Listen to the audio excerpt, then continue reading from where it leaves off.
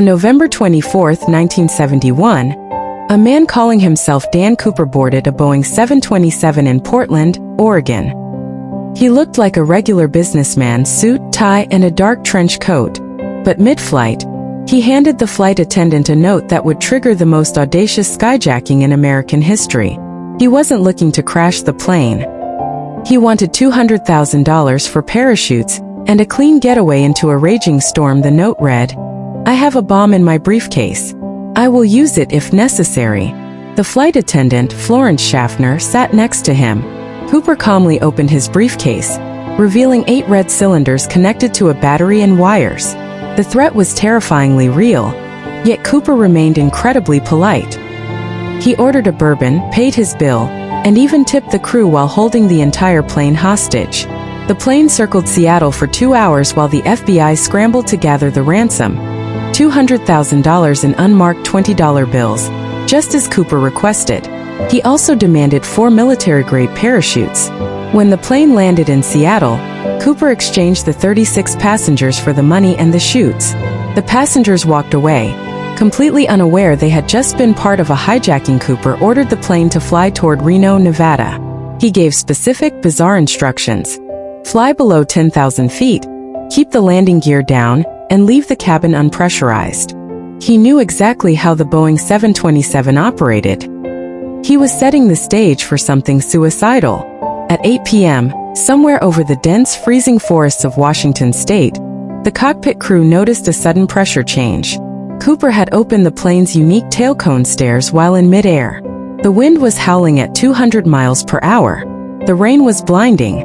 The temperature outside was well below zero. With 20 pounds of cash strapped to his body and a parachute on his back, Dan Cooper walked down the stairs and jumped into the pitch-black abyss. He vanished into a freezing thunderstorm over one of the most rugged terrains in the country. When the plane safely landed in Reno, Cooper was gone. Only his black clip-on tie remained. The FBI launched Hijacked, the largest and most extensive search operation in U.S. history. Soldiers, helicopters, and submarines combed the Washington wilderness. They checked every lead, interviewed thousands of people, and tracked the serial numbers of the ransom bills across every bank in the country. Not a single dollar ever entered circulation. No parachute, no clothes, no body was ever found. The official FBI theory was that Cooper died on impact.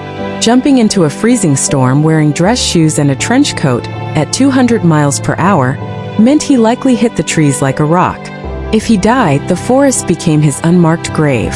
But then 9 years later, the earth spat out a clue. In 1980, an 8-year-old boy named Brian Ingram was vacationing with his family at Tina Bar, a beach along the Columbia River. Shoveling through the sand, he uncovered 3 rotting bundles of cash, totaling $5,800. The FBI verified the serial numbers.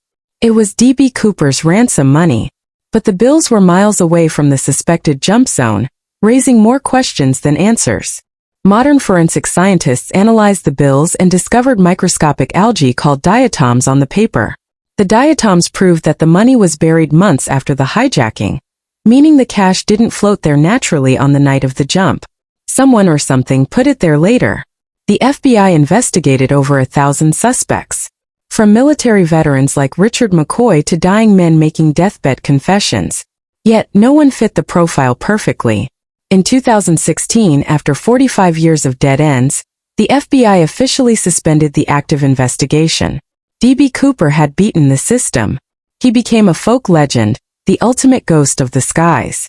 Did Dan Cooper die in the freezing cold of the Washington woods, or did he survive, bury a portion of the money, and spend the rest of his life laughing at the FBI? Let me know your best theories in the comments below, and hit that follow button right now for more legendary mysteries.